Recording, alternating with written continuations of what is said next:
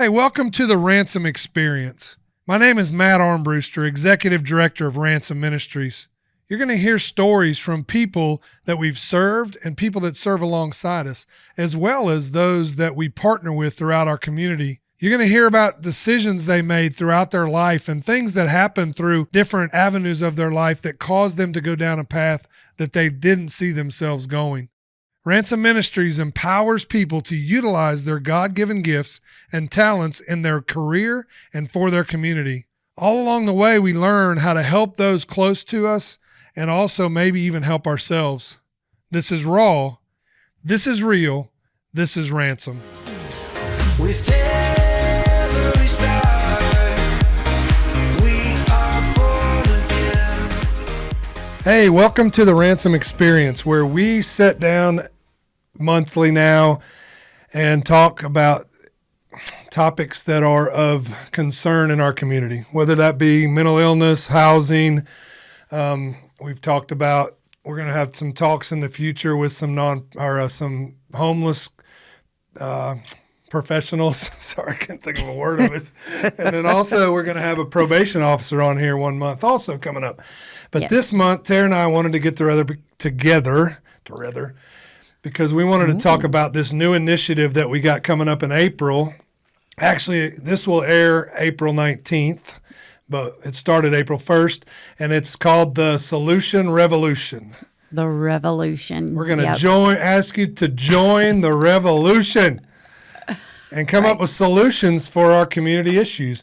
As Yes. many of you know, we changed our names and rebranded to Ransom Solutions because we want to come up with innovative solutions for our community. Yes. Because we know there's a lot of issues in our community. And so we, in particular, God, neither one of us can talk today. We're having, words are hard sometimes. Words. But we primarily focus on people that have experienced homelessness or addiction or have been incarcerated.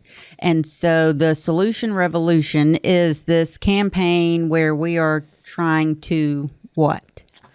So we're trying to bring awareness to what we're doing, first of all, what we're doing for the population of those coming out of addiction, homelessness, or incarceration, trying to get them back into the workforce, back into society, reentry, they call it, because you don't have to be just coming out of prison to be reentered. So we want to bring more awareness to that, what we're doing, but also just get more people involved because I used to be really bad about raising money. I thought I was begging.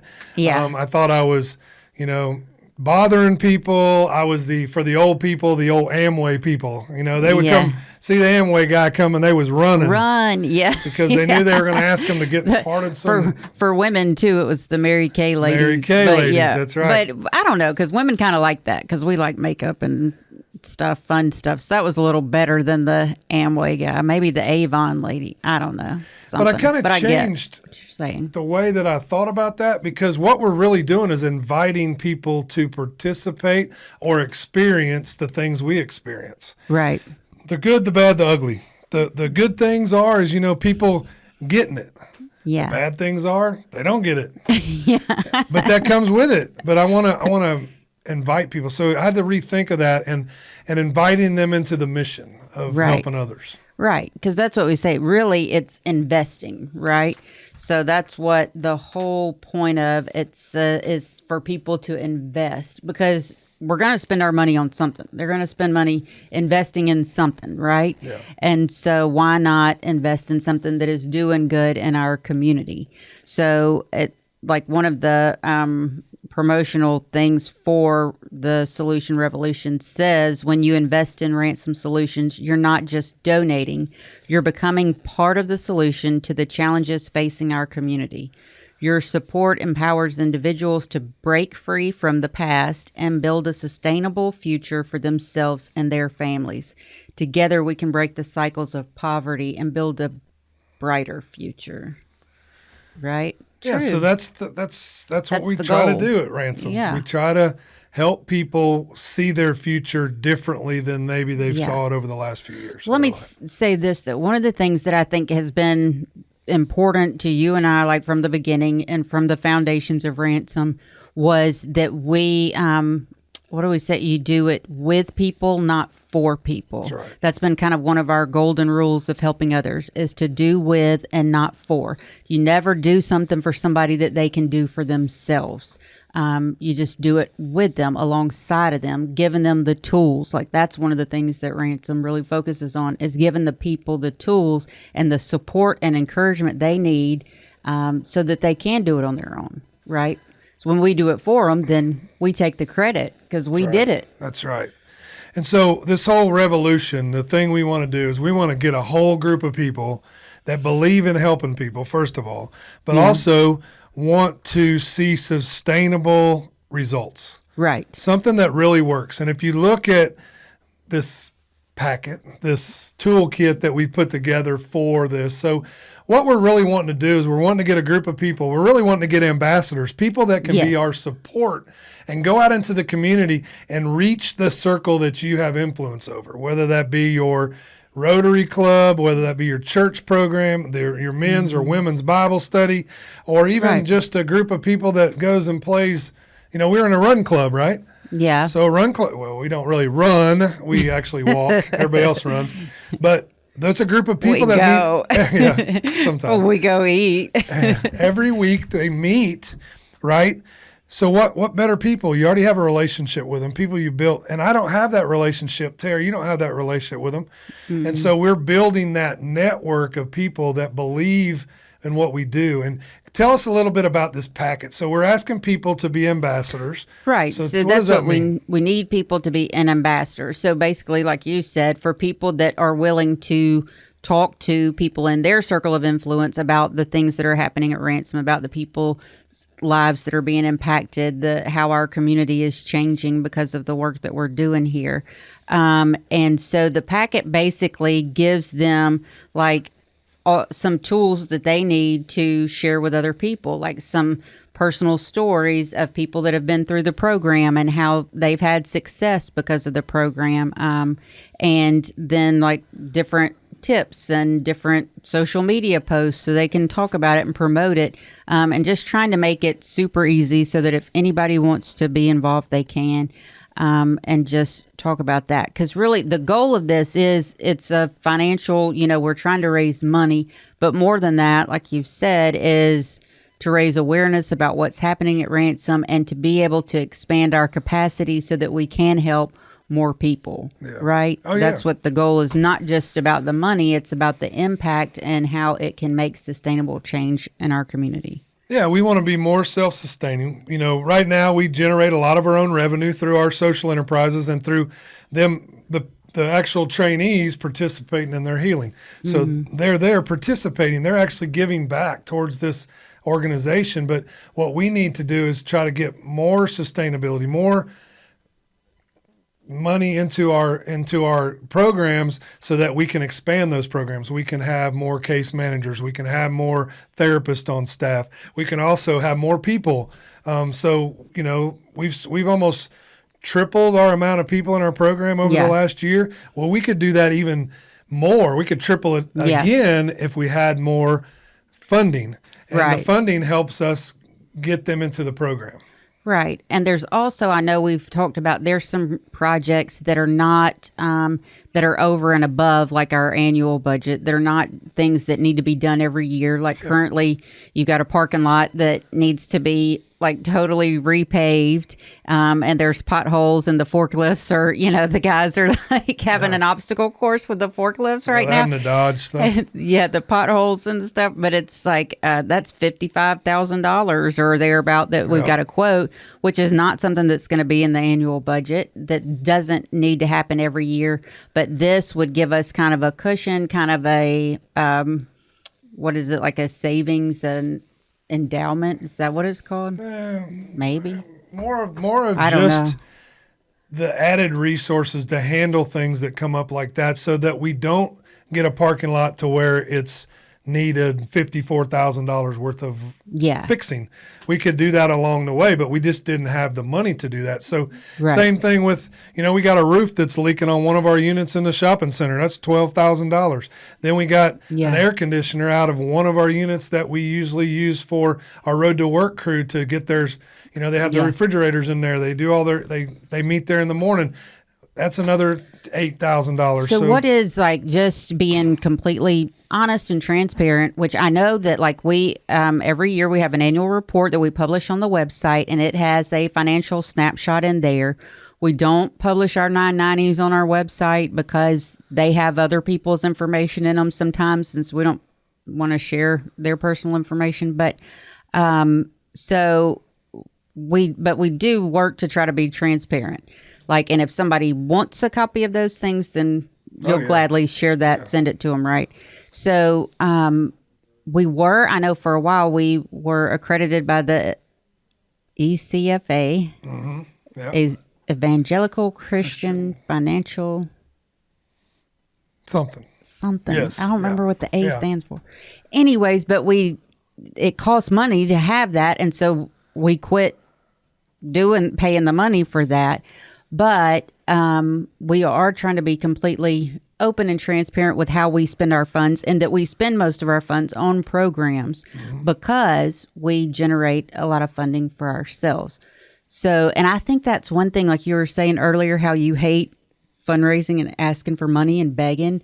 And I do too. And it's like you see these, even like radio stations or different places where they do like these annual and it's like, oh gosh, you just feel like they're just begging. And I know some things, like it's hard, like how do you generate money for yourselves? For some nonprofits, that's a hard thing to do. For some, they could do it, but they're just lazy, right? Yeah. I mean, and it's just more work, but it's worth it. We've seen that for sure, because I feel like we are in a place where for the most part, annually, our budget, that we are a very sustainable organization. We're in a good place. Would you think that's true? Yeah, I mean, we're in a better place than we were 3 years ago, 4 years ago, because of volunteers coming in, showing us some different ways to run it like a business. Because a lot of times, 501c3 is a tax status. It's not a job or a business plan. What the problem is, you got to operate like a business because you need money to help other people. And if you don't have money, then you're going to be closed. One thing, we offer our 990s. Anybody wants to see my P&Ls, they want to see everything. We're very open with that.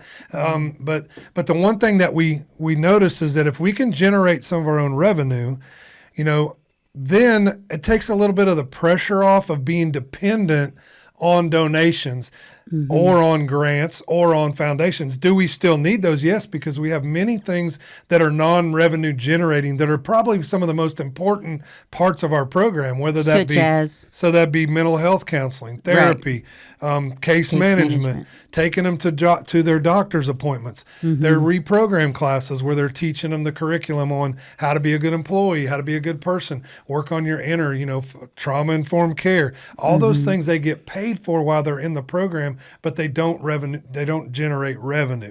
So what we want to do through this whole thing is, first of all, bring awareness, get more people to understand, because we do believe this is the way that we're going to help people re-enter society.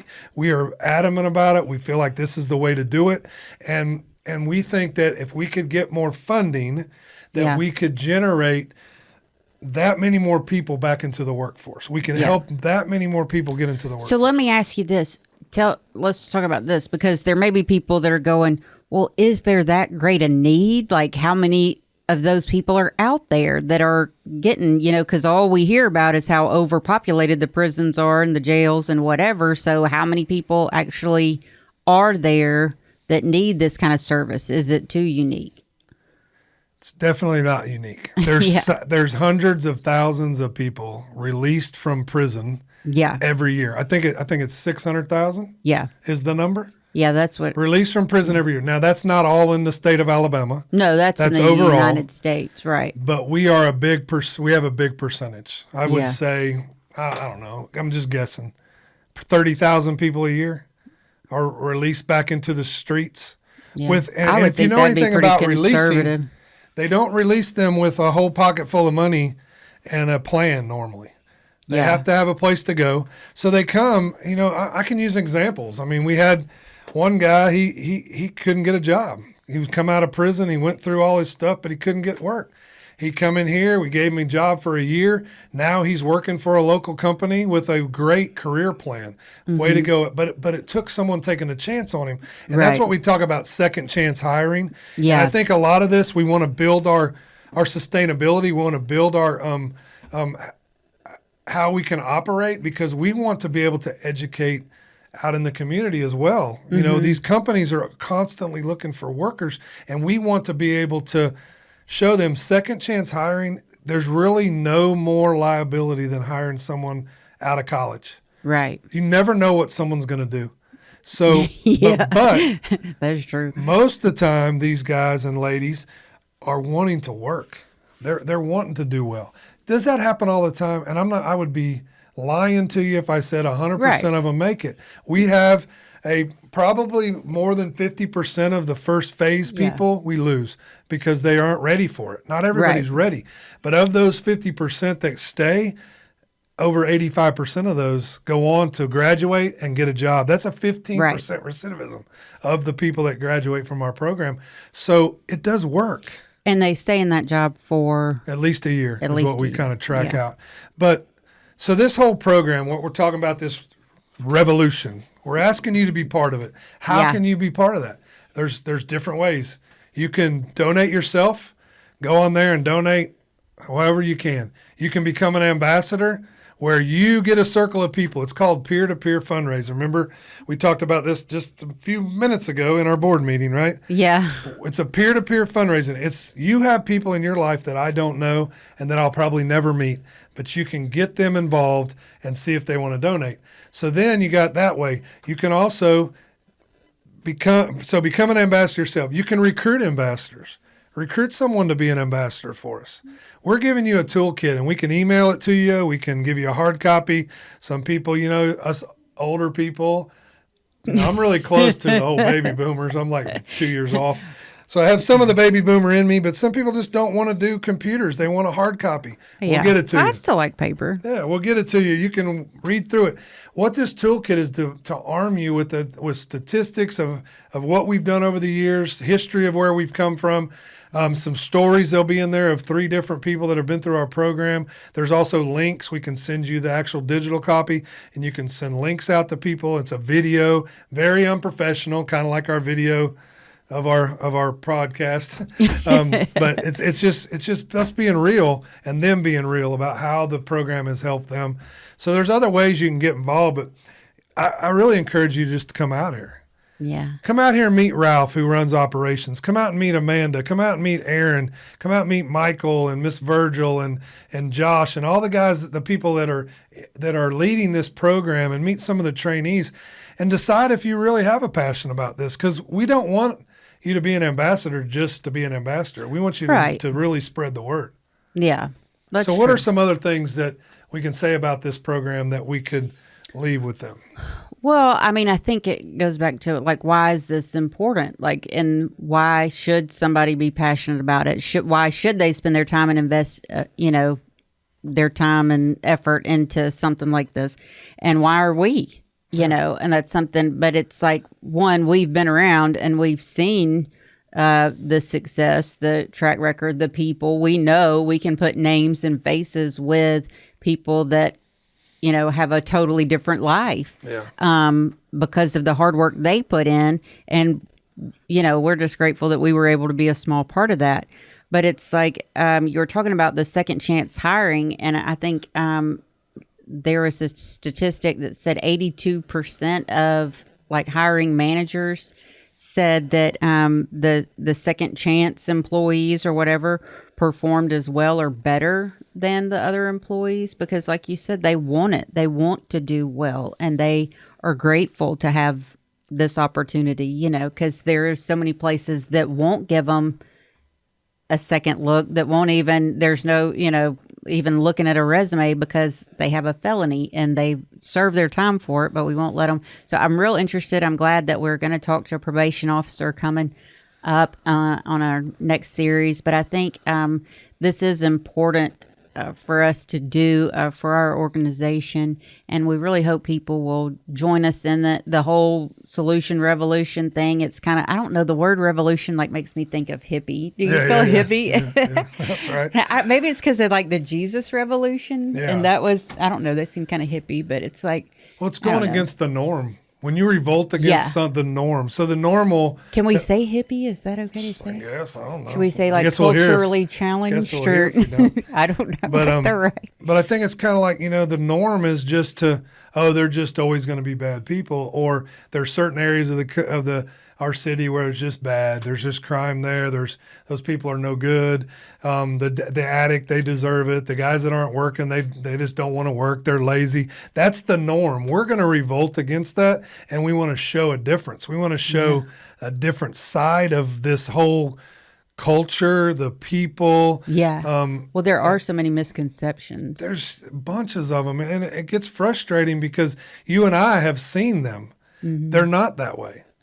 I mean, I hate to say it, I've probably seen more that aren't that way, that are less easy to get along with.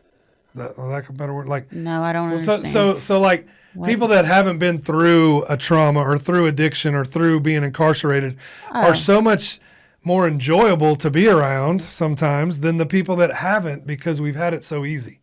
Oh, Does that make sense now? so you're talking about like silver spoon kids or something? Well, Like not even that. Just people that just people like middle we class did. people We look that down just on haven't- those because they're struggling, but we don't even know the whole story.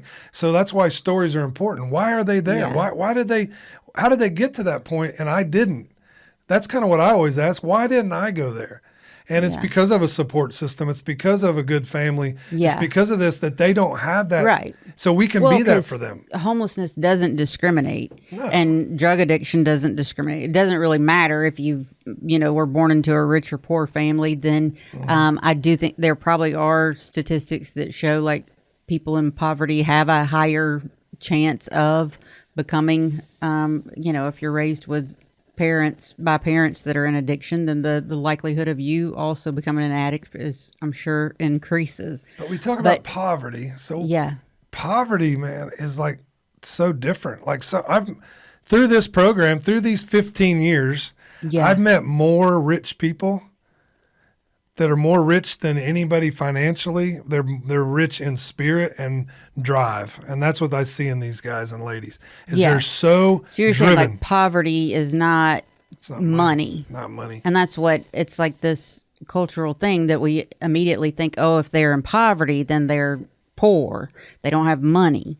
But that's not what it's about. And that's biblical. It says the poor in spirit, right? Yeah, so relational that's what- poverty, Yeah. material poverty, spiritual poverty. Well, when you go back to, that's like when we first started the cafes years ago, and we were going to open the cafe in Fairhope, and people were like, "Why are you going to Fairhope? There's not poor people in Fairhope." But then within the first week that we were there to serve, and the man came down from Thomas Hospital, and his wife had just been diagnosed with cancer. And in that moment, those volunteers praying with him, he needed somebody, and that he was in a moment of, needing support, and was at a time where probably some of his other family was not around or couldn't be there, or would have been maybe. But, it's just poverty is not always like we think.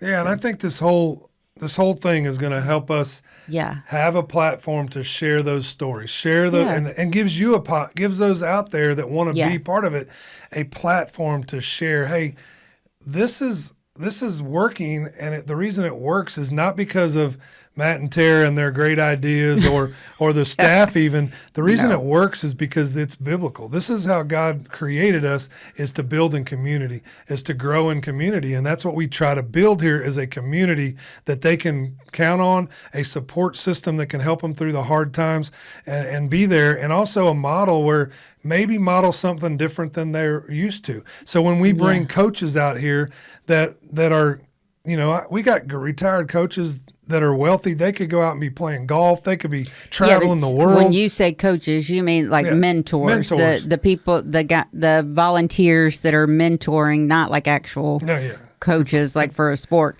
That's just what our terminology We call for them. our mentors for. Because if the we brought them in trainees. here and asked Yeah. them, I would guarantee you they would all say that they have learned so much about themselves by being a mentor or coach for these individuals that are here.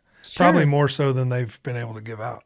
So that's why we want, through this revolution, we want to include more Yeah. people in that. We want to It's kinda invite like you. The revolution part is like challenging the way people think Yeah. about poverty, about people that have experienced homelessness, that have experienced addiction, that have experienced incarceration, and kind of making you think like, what can I do to be a part of the solution, right? Because that's what, I mean, I've known you for quite a few years now. We've been married for a few years, and one of your pet peeves is whiners. You can't stand for somebody that just whines about something, right? Yeah, quit bitching about everything and let's do something about it. Right. Let's have And a so- solution. Yeah.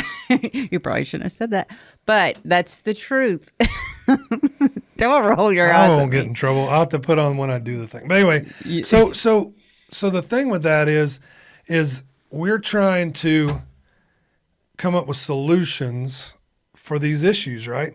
Yes. And the only way you can do that is to revolt against the normal way of thinking. Right. Because the normal way of thinking has not worked. Right. You know, people think, oh, well, let's just get a homeless person a house. Yeah. That is not going to help. For a minute it will, but if Yeah. you never get to the deep issues, why are they homeless in the first place? What was the trauma they endured maybe as a child or as Mm-hmm. if you never talk about those things. You know, we talked about therapy, we talked about trauma with Josh not last month. Yeah. And if we never talk about those things, a house will not fix it, because what it is we're giving people what we think they need instead of asking them what they want. Right. And so we give away all this What would free really stuff. help. Yeah, free stuff Oh. is damaging to people. Well, it's that you got to go through the stages of poverty, Yes. because there Relief. is a There's a time and relief place, stage. right? And so you've talked about, and that's one of the things we've learned is how, like, what if a hurricane blows through here and stuff is destroyed? We had a tornado whip through here one time, and there's that relief stage of I got to get you a bottle of water. right? Right? Yeah, Or but food. but if we keep giving With no plan. relief with no plan to move to, is it rehabilitation? Rebuilt. Yep. Yeah. Then that's when it creates that entitlement in people. And then both parties get mad. The giver and the receiver both end up Because they don't do mad. what they think they should. Yeah.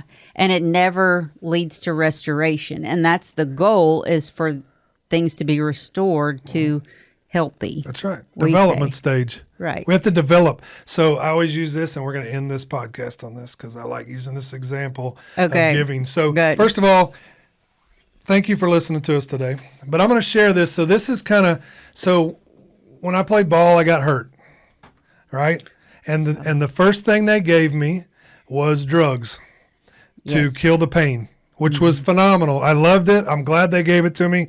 But what kind of doctor would continue to give me that? That's the relief, right? They gave me instant relief. I didn't hurt no more. But if he'd have kept giving that to me, I would have never got to the point where I could have got that fixed or it got back to where it was. So in order to get to the rehabilitation stage, I had to go to what I'd like to call the devil. Yes. And I have a lot of therapist friends out there that know that I call them that. Stop doing air quotes. Sorry.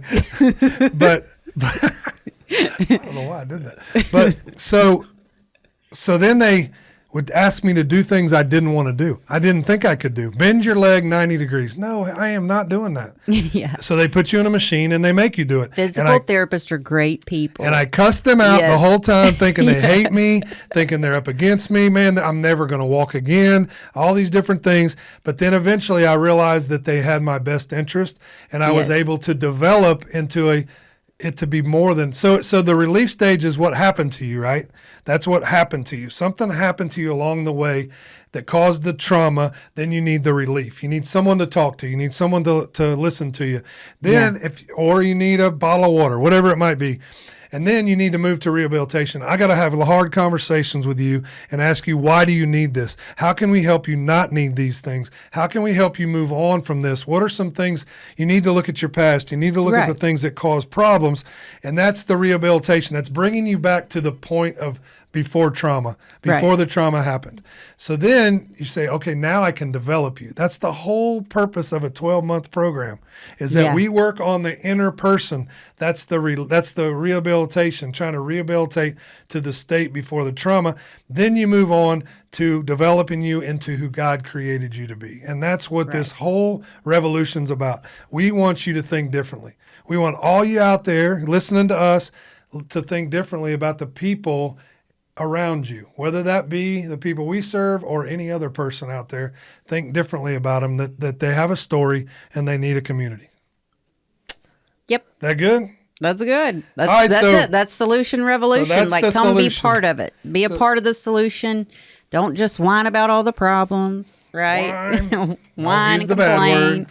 And But- just come be part of the solution. So you can go to our website, ransomsolutions.org, and you can click on the link. It'll take you to it. We got this. You can email us at info@ransomsolutions.org. We'll get some information to you. We'll send you this packet. You can become an ambassador. There's all kinds of really cool stuff in that ambassador kit. Pretty fancy. Look at that thing. Looks kind of tie-dye-ish, so that's where we get the whole hippie thing. kinda. But we are going to revolt this year. That's our whole thing, is sowing a revolution. Ooh. We're going to revolt against the normal way of thinking. revolting, y'all. Look out. We're revolting.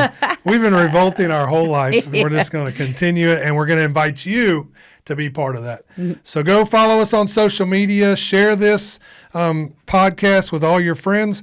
And until next month, we're going to have our probation officer on, and it'll be a great time with us. So, Yeah, excited about that. all one. right. That's See you it. then. Thank you. Bye-bye.